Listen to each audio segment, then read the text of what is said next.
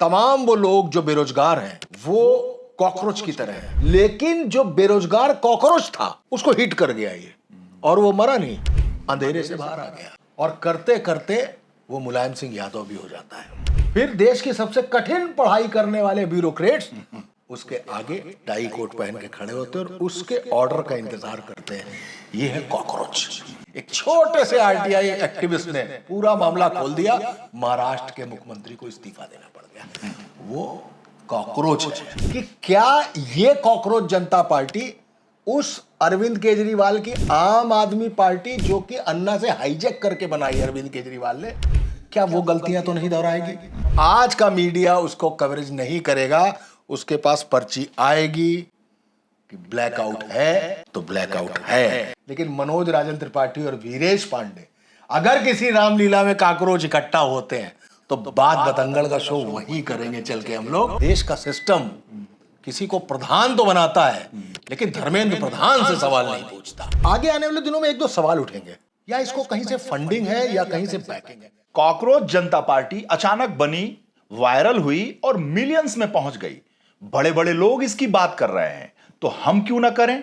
आखिर ये कब बनी, क्यों बनी और कैसे बनी? मनोज जी, कॉकरोच जनता पार्टी ये ठीक उस दिन बनी जिस दिन इस देश के मुख्य न्यायाधीश, सुप्रीम कोर्ट के chief justice of India justice Suryakant ने वकीलों की एक मामले की सुनवाई करते हुए ये कहा कि तमाम वो लोग जो बेरोजगार हैं वो कॉकरोच की तरह हैं।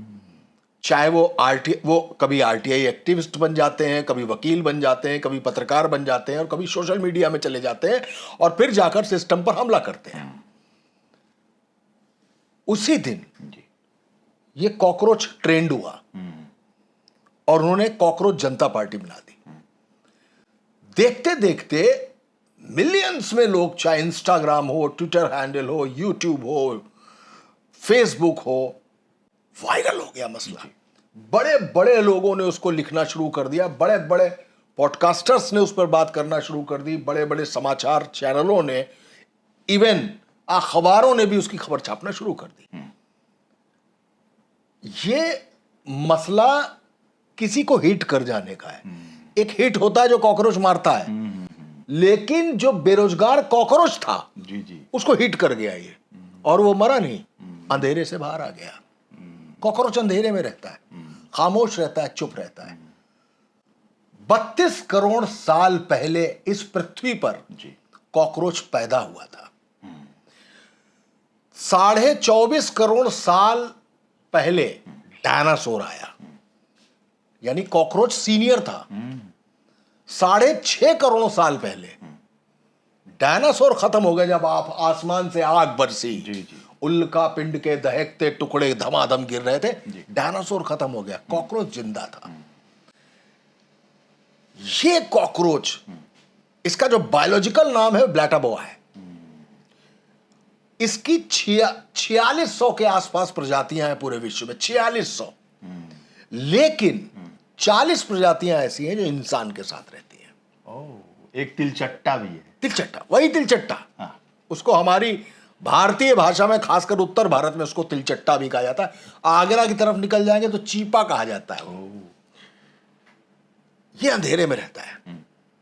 लेकिन अचानक उस बयान से, जिस पर जस्टिस सूर्यकांत ने सफाई भी दी अपनी, कि मैंने सिर्फ उन वकीलों को जो फर्जी डिग्री या नकली डिग्री लेकर कहीं बैठे हुए हैं उनकी सफाई की बात की है, उनको कॉकरोच कहा है। लेकिन तब उन्होंने खुद भी लिखा, लेकिन अब तो मामला हाथ से निकल गया। जी। वो जो हाथ से निकला उसने कॉकरोच जनता पार्टी खड़ी कर दी और बड़ी बड़ी पार्टियों को खाने लगा वो। सबसे पहले तो इसका सबसे बड़ा झटका किसको लगा? भाजपा को, आम आदमी पार्टी को सबसे पहले लगा। अच्छा, क्योंकि अगर आप देखें तो आम आदमी पार्टी का उदय भी कुछ ऐसे ही हुआ था। यूपीए 2 की गवर्नमेंट थी, एक अन्ना का आंदोलन हुआ। अन्ना के आंदोलन में अरविंद केजरीवाल, कुमार विश्वास, प्रशांत भूषण, बड़े बड़े नाम देश के जुड़े और सबको लगा कि क्रांति आने वाली है।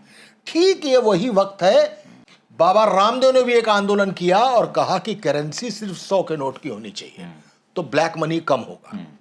अचानक यूपीए सरकार 2G, 4G, CWG, कोलगेट इन घोटालों में घिरी हुई थी और इसका लाभ किसको मिला? भारतीय जनता पार्टी को। और भारतीय जनता पार्टी के उस वक्त एक नया चेहरा आया था, नरेंद्र मोदी। और पूरे देश में पहली बार आजादी के बाद भारतीय जनता पार्टी मोदी के नेतृत्व में ऐसी सरकार बनाती है जिसको एक भी मुस्लिम वोट नहीं मिला था। लेकिन यहीं से उदय हुआ आम आदमी पार्टी। क्या क्रिएशन था, क्या क्रिएशन था। हर आदमी टोपी लगाए है और लिखे है आम आदमी पार्टी। तो आम आदमी की पार्टी है, उसने अपने आप को आम आदमी बना दिया। टिकट भी आम आदमी को दिया गया, आम आदमी को दिया, बेरोजगारों को दिया गया। कितने पत्रकार चले, हाँ, इंजीनियर, वकील, पत्रकार, सुओ मोटो जो भी हैं, बस घूम रहे हैं, कहीं रोजगार नहीं है, पहुंच गए वहां पर। छोटा सा जनरल स्टोर के मालिक से लेके बड़े बड़े उद्योगपति भी उतर गए। हाँ, आम आदमी पार्टी हो गई। और उन्होंने बहुत ही दिमागी तौर पर उसका जो चुनाव चिन्ह था वो था झाड़ू। यानी इस सिस्टम पे अब हमको झाड़ू लगा देनी है, एक नया सिस्टम क्रिएट करना है। उस अंदाज में खड़ी हुई क्या? कॉकरोच जनता पार्टी। लेकिन कॉकरोच जनता पार्टी अगर ताबड़तोड़ 2 दिन के अंदर मिलियंस में पहुंच जाएगी, लोग उसके समर्थन में उतर आएंगे, तमाम लोग उनसे जुड़ने लगेंगे, वो अपना 5 सूत्री मैनिफेस्टो भी जारी कर देगा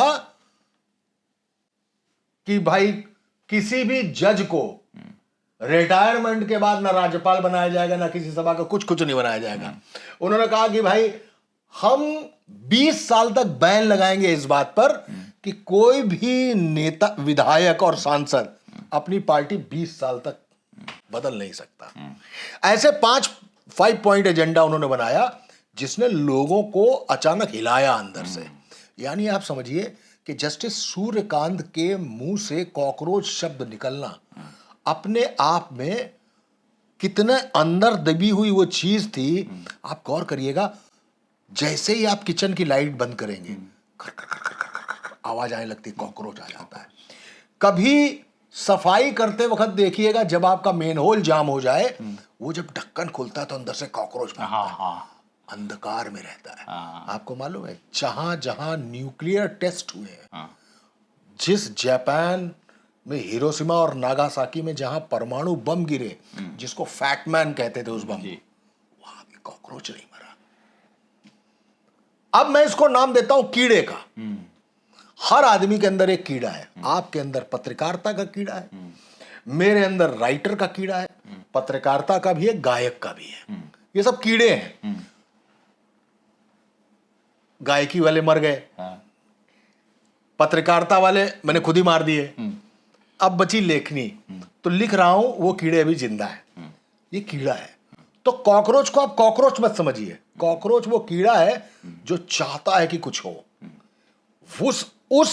उस चाहत ने, उस कीड़े ने, जो किसी काली या लाल बेगान स्प्रे से मरता नहीं है। इसीलिए कहते ना, मुर्गी क्या जाने अंडे का क्या होगा, लाइफ मिलेगी या तवे पे फ्राई होगा। यही तो कंसेप्ट है। जिसके अंदर जो कीड़ा है, सचिन तेंदुलकर हाई स्कूल तक है शायद, लेकिन क्रिकेट के भगवान है। ठीक है, गलत तो नहीं कह रहा।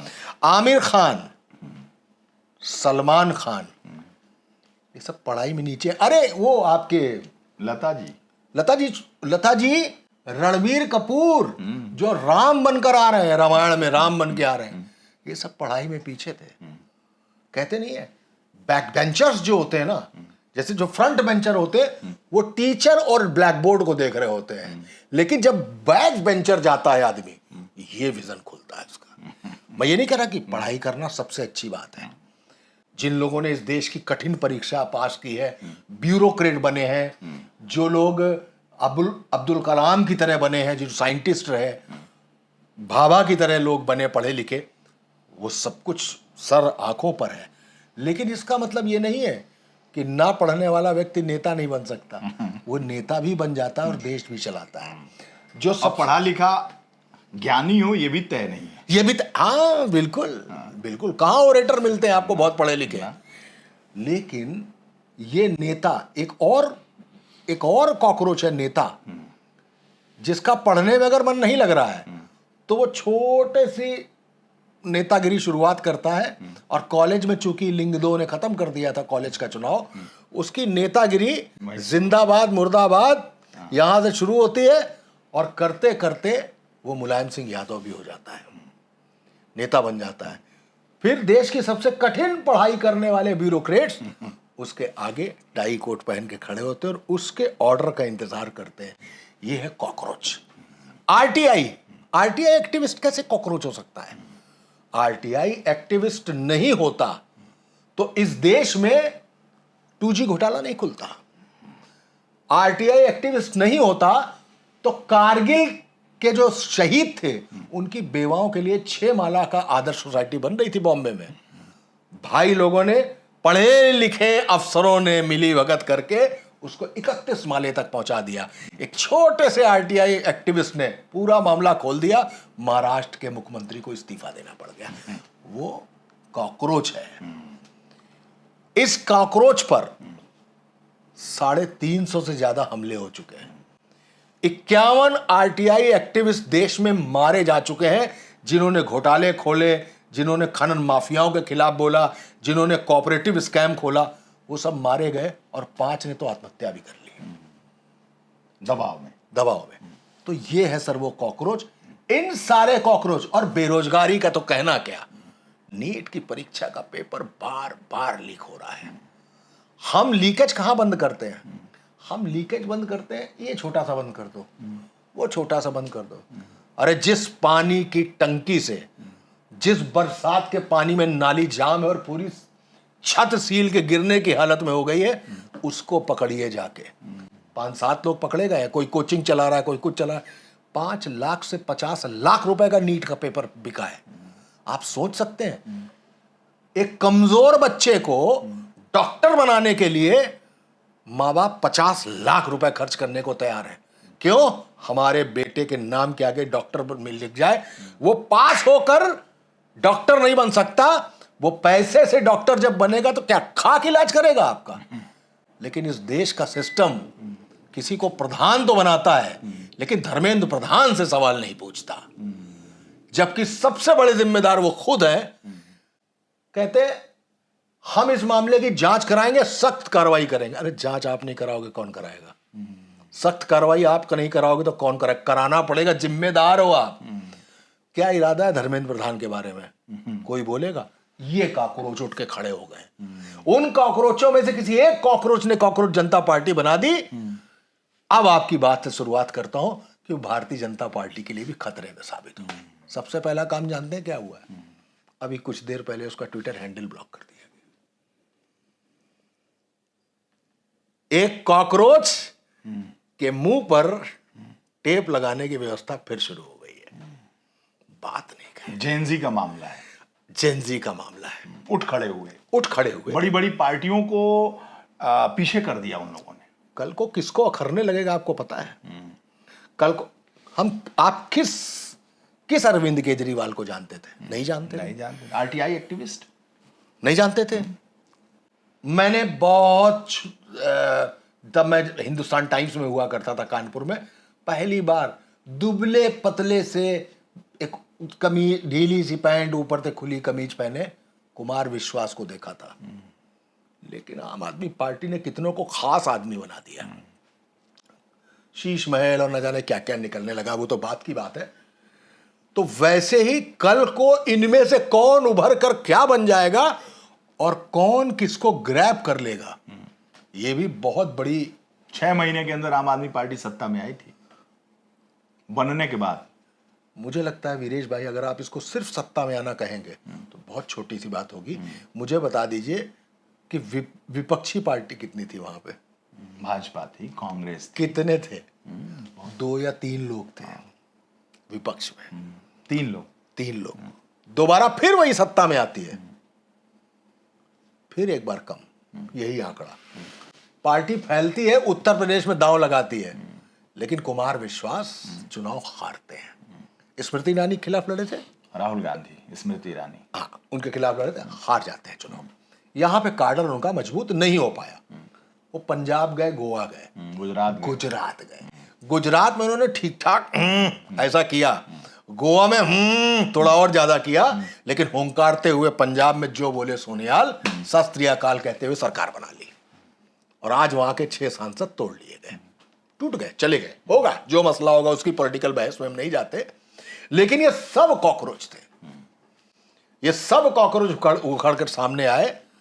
और जेनजी, अब ये मसला जेनजी का है। जेनजी के बारे में एक बात कहना चाहता हूं।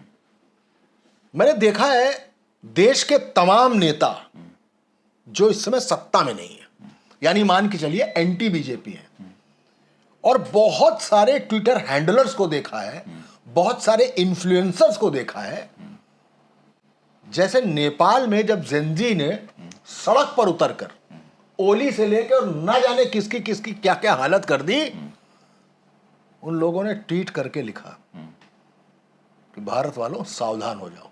ये किसी को प्रोवोक करने जैसी बात है।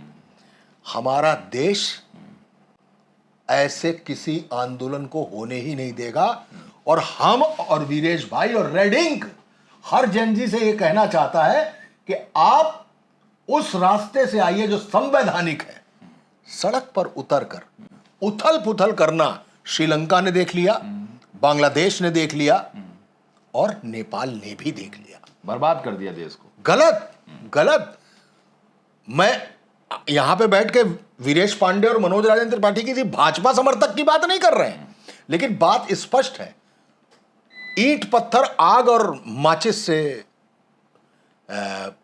आंदोलन नहीं होते।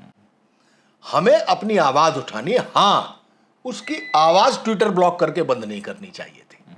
यहां पे ये बात सही है। अब आता हूं जेनजी पे। ये जेनजी अभी जैसे कहते नहीं है कि बंगाल में मुसलमान कंसोलिडेट था ममता के लिए, उत्तर प्रदेश में अखिलेश यादव के लिए, ये जेनजी सोच रही है। इस जेनजी ने 5 राज्यों में चुनाव हुए, इस जेनजी ने विपक्ष को चुना। अब आप समझिए कैसे चुना। बंगाल में विपक्ष को चुना उसने, तमिलनाडु में एआईडीएमके और डीएमके दोनों को खारिज किया, बोले अब द्रविडियन नहीं चलेगा, हम उस एक्टर को एक बार मौका देने की कोशिश करते हैं जो कुछ नई सोच लेकर सामने आया है। उसने वहां सत्ता बदल दी, सत्ता नहीं बदल दी, सत्ता और विपक्ष दोनों बदल दिए, और एक नया शिखर खड़ा कर दिया अपना। केरला में 10 साल बाद कांग्रेस के नेतृत्व वाली यूडीएफ आई है, एलडीएफ को उन्होंने किनारे कर दिया। अब आप कहेंगे कि बंगाल में विपक्ष कैसे, तो विपक्ष तो भाजपा ही थी वहां पे। तो ये जो नई जनरेशन है, ये जो जेन जी है, इस जेन जी ने ये कमाल करके दिखाया बंगाल में, तमिलनाडु में और केरला में। हाँ, असम और पांडुचेरी में ऐसा नहीं हुआ, लेकिन जेन जी अब कुछ करना चाहती है, लेकिन किसी कॉकरोच जनता पार्टी के तरीके से कर रही है, बहुत अच्छा कर रही है। वो बैलेट मशीन पर आना चाहती है, बहुत अच्छा कर रही है। वो चुनाव के रास्ते पर उतरना चाह रही है, बहुत अच्छा कर रही है। मैंने देखा प्रशांत भूषण उनसे सवाल पूछ रहे हैं, रवीश उनके समर्थन में लिख रहे हैं, रवीश कुमार उनसे पूछ रहे हैं क्या आप राजनीति में उतरेंगे, तो वो जवाब देते हैं क्या आप हमारी पार्टी ज्वाइन करेंगे। ये शुरू हो गया है, ये शुरू हो गया। अभी अब्बास अंसारी ने कहा कि मैं भी ज्वाइन कर सकता हूं कॉकरोच जनता पार्टी। हाँ, कॉकरोच जनता पार्टी। तो कॉकरोच को सिर्फ यूं देखेंगे तो अंधेरे में है, लेकिन एक शब्द जो कॉकरोच मुंह से निकल गया वो इस सिस्टम को रोशनी में ले आया, खुद अंधेरे में। आप देखिए कि नेताओं का विरोध होने लगा जो वीआईपी कल्चर वाले हैं, जो बड़ी बड़ी गाड़ियों से चल रहे हैं, लाल बत्ती, ये वो तामा झामा, उस पे एक आक्रोश है।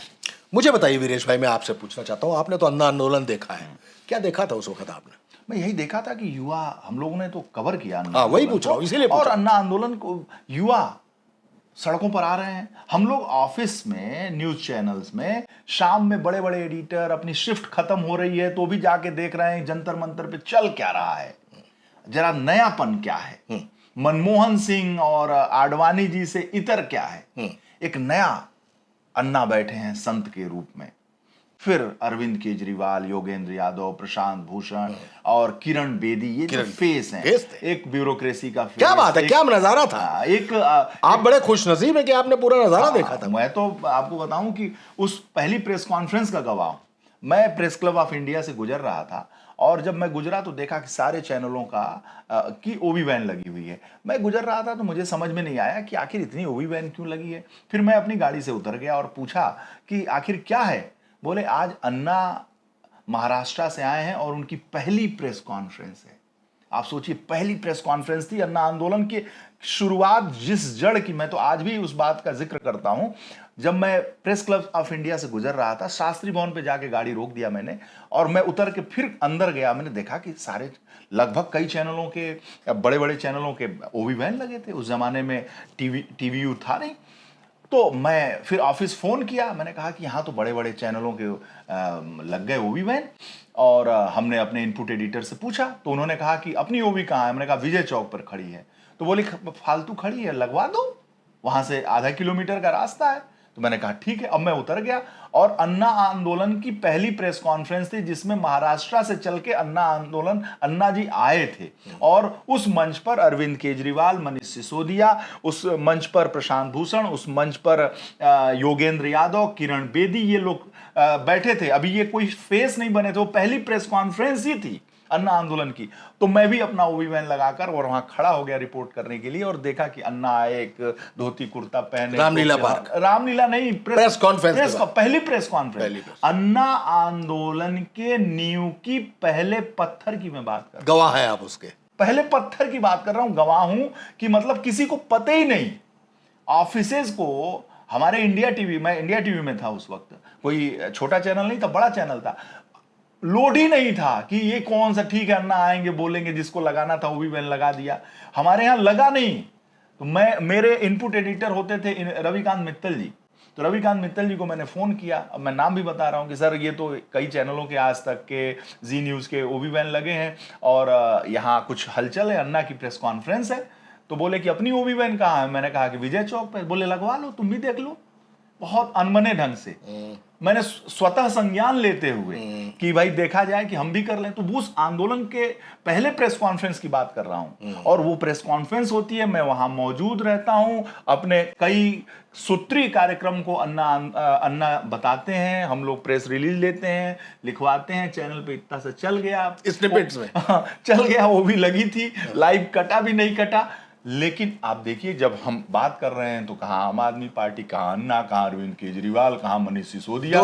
2014 का चुनाव मुझे याद है, टेलीविजन का जो अपर बैंड बना था जी, या जब चुनाव हो रहा था, 3 चेहरे दिखाए जाते थे। एक प्रधानमंत्री के तौर पे, एक नरेंद्र मोदी, एक राहुल गांधी, एक अरविंद केजरीवाल, चौथा कोई चेहरा नहीं था। और अब सोचिए कि जंतर मंतर पे इनका आंदोलन फिर शुरू हुआ, जंतर मंतर पे ये लोग धरने पे बैठे।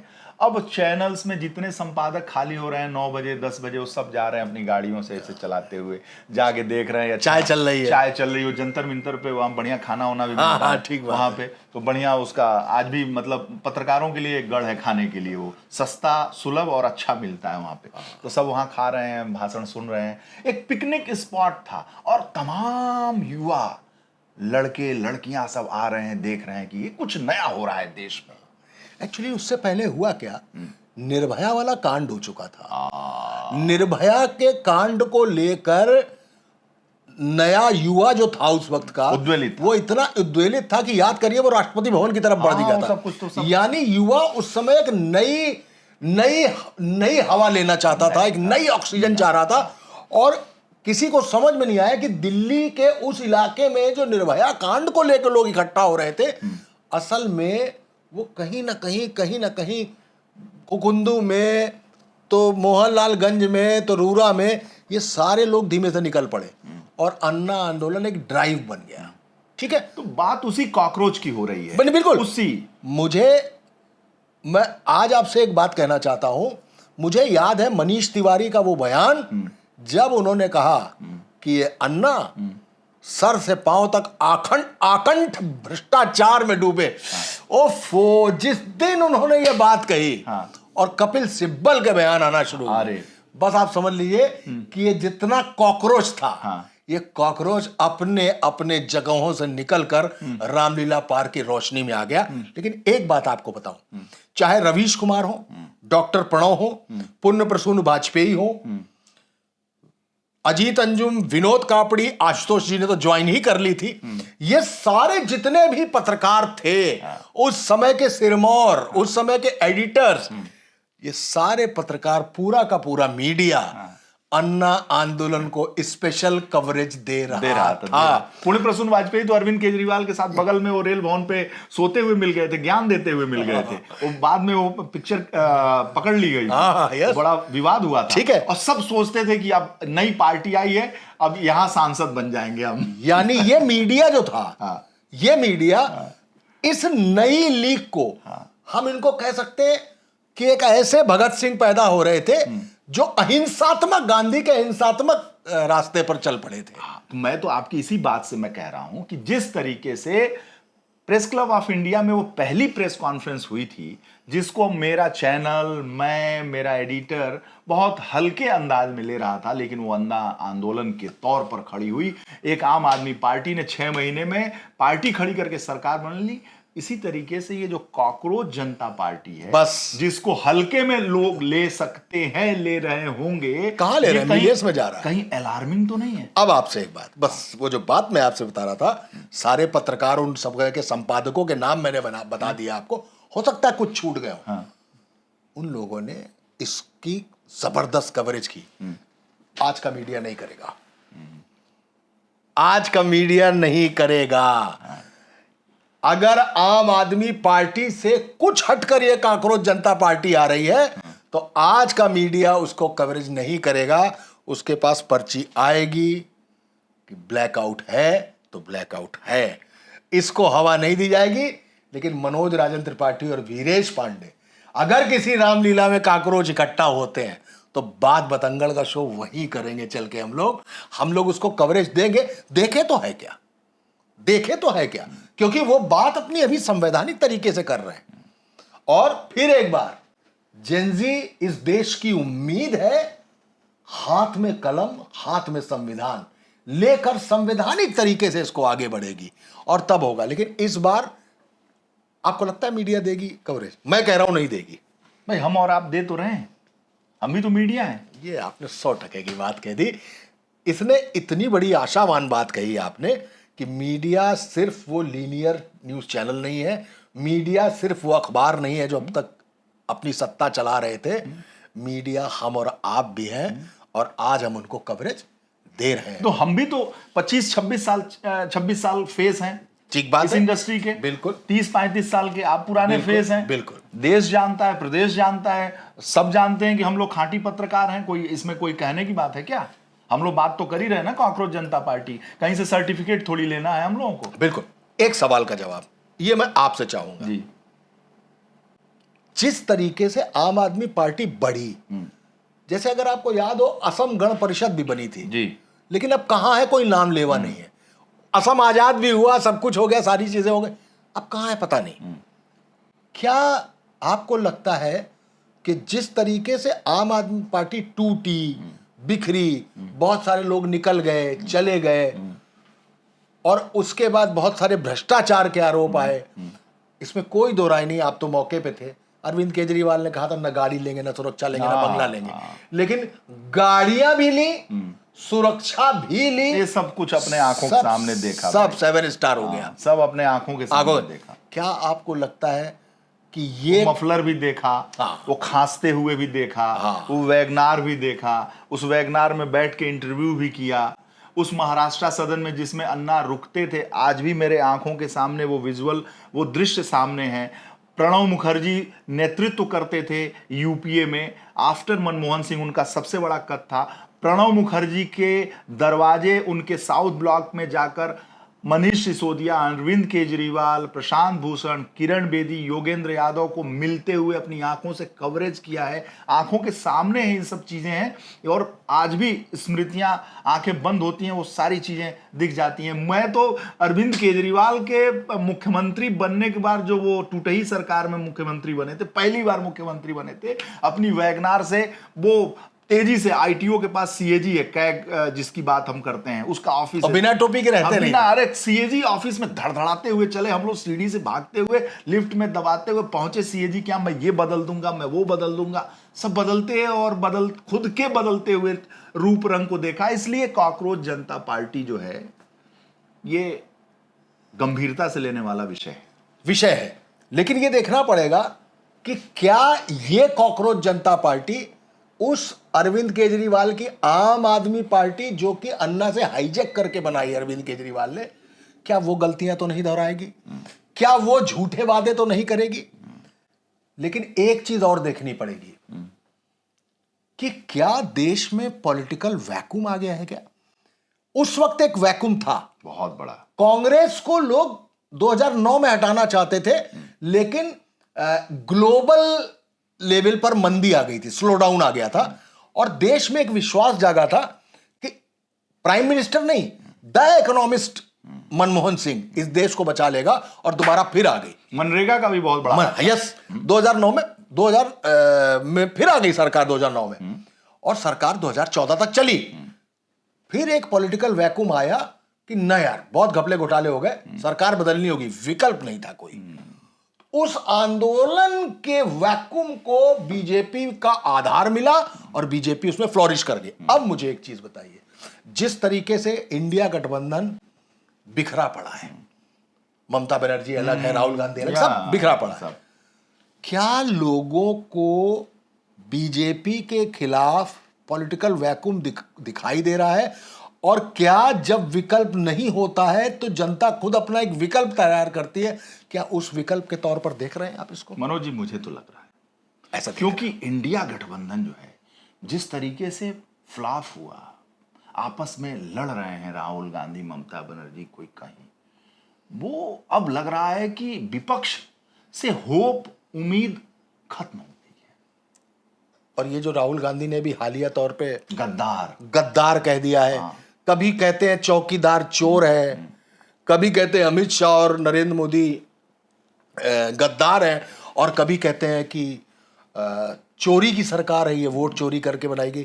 क्या आपको लगता है कि आप वो आधार नहीं बना पा रहे हैं? नहीं बना, इसलिए एक पॉलिटिकल वैक्यूम क्रिएट हो रहा है। लोग निराश हो गए, विपक्ष के लोग, विपक्षी जो एंटी इनकम्बेंसी है वो निराश हैं, वो जगह नहीं पा रहे हैं, उनको समझ में नहीं आ रहा, उनको नहीं लग रहा है कि राहुल गांधी लड़ पा रहे हैं। आगे आने वाले दिनों में एक दो सवाल उठेंगे। क्या ये जो कॉकरोच जनता पार्टी सुओ मोटो बन रही है, एक सवाल उठेगा, या इसको कहीं से फंडिंग है या कहीं से बैकिंग है? यूं ही एक हाइपोथेटिकल सवाल पूछ रहा हूं, क्योंकि जिस तरीके से ट्विटर बंद हुआ और जिस तरीके से 3 दिन में यह पार्टी इतनी बड़ी हो गई है, क्या इस पर कहीं कुछ लगता है? देखिए, हाइपोथेटिकल सवाल से तो कोई नहीं बच सकता, ना आप बच सकते, ना हम बच सकते, ना कॉकरोच जनता पार्टी बच सकती है। आपको भी फंडिंग है, हमको भी फंडिंग है, हम भी निर्देशित हैं, आप भी निर्देशित हैं, कॉकरोच जनता पार्टी भी निर्देशित। इस हाइपोथेटिकल सवाल का कोई जवाब नहीं है, और इसको किसी को जवाब देने की कोशिश जो करेगा वो इसी में रह जाएगा, जवाब ही देते रहेगा। ये तो हमने आपने देखा है, हम योगी पर बोल देते हैं तो समाजवादी वाले हम लोगों को गाली देना शुरू करते हैं, अखिलेश यादव भी बोल देते हैं तो भारतीय जनता पार्टी वाले कहते हैं बिक गए ये लोग। तो ये कोई चिंता करने, तो ये हाइपोथेटिकल सवाल, हाइपोथेटिकल कोई भी संस्था खड़ी होती है तो हाइपोथेटिकल सवाल खड़े होते हैं। तो हमने और आपने, आप तो उस दौरान कहीं निकले हुए थे, खैर हम ही ने किया, हम लोगों ने किया, रेडिंग ने किया, सबसे पहले जो शो किया था हमने इस पार्टी के बनने से पहले, कॉकरोच जनता पार्टी से बनने पहले, हमारे उस शो का टाइटल था कॉकरोच जिंदाबाद। जिंदाबाद। तो क्या आज भी हम लोग यही कहेंगे, कॉकरोच जिंदाबाद? अगर वैक्यूम है तो, अगर वो संवैधानिक तरीके से चले, कानून को हाथ में न ले, नियमबद्ध तरीके से, अहिंसात्मक, गांधी का देश है, और न्याय की मांग करें, रोजगार की मांग करें, नीट परीक्षा लीक ना होने की मांग करें, बात करें, तो ऐसा कॉकरोच जिंदाबाद।